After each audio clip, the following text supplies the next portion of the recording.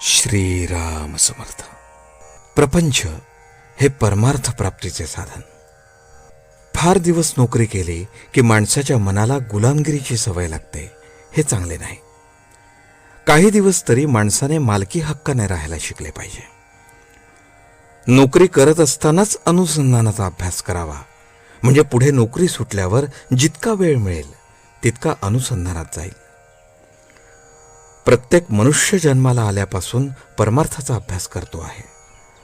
प्रत्येक मनुष्याला आनंद किंवा समाधान हवे आहे आणि त्यासाठी त्याची खटपट चालू असते. खरोखर परमार्थाला दुसऱ्याची गरजच नाही.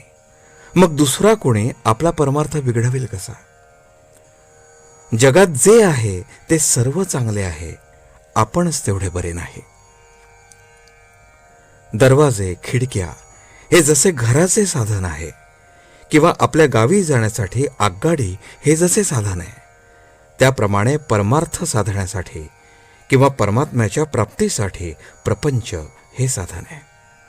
नाहीतर नुसत्या प्रपंचामध्ये सुख नाही. प्रपंच हा इथून तिथपर्यंत सगळा सारखाच.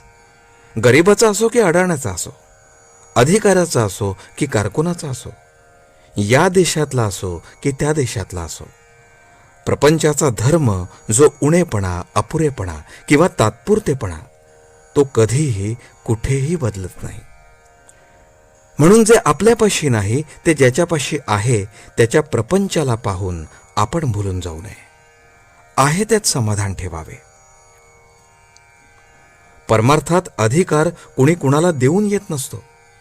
आपला अधिकार आपल्या कृतीवर अवलंबून असतो. परमार्थाची जाणीव जेवढी दुःखात होते तेवढी सुखात असताना होत नाही. ते सुख शेवटी दुःखातच लोटते. ज्या जाणीवेने आपण सर्व ज्ञान मिळवतो ती काय आहे हे जाणण्याचा कोणी प्रयत्न करत नाही. वैषयिक बुद्धी विकारांना सामील झाली म्हणजे ते प्रबळ होऊन घातक ठरतात. अशा वेळी मनात येईल तसे वागण्याचे टाळले तर विकार दुबळे होतात. मी विकारवश होत असेन तर अखंड प्रेमयुक्त नामस्मरण करणे जरूर आहे. विकारांना वश न होता प्रारब्धाने आलेले विषय भोगावेत, म्हणजे त्यांचे काही चालणार नाही. थर्मामीटर ताप दाखवतो, घालवत नाही. तद्वत शास्त्रे आपले चुकते कुठे ते दाखवतात, काय करावे ते दाखवतात, पण करणे आपल्याकडेच आहे. समर्थांना राम दिसला, आम्हाला का दिसू नये?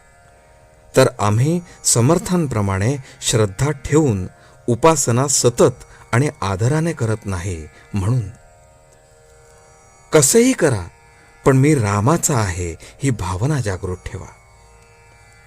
नाम जाणून अजाणून, श्रद्धेने अश्रद्धेने कसेही घ्या. राम तुम्हाला अन्न वस्त्राला कमी करणार नाही, हे खास. नाम श्रद्धेने घेतले तर विशेषच फळ. म्हणून अखंड नामात रंगून आनंदात राहूया. आजचे बोधवचन.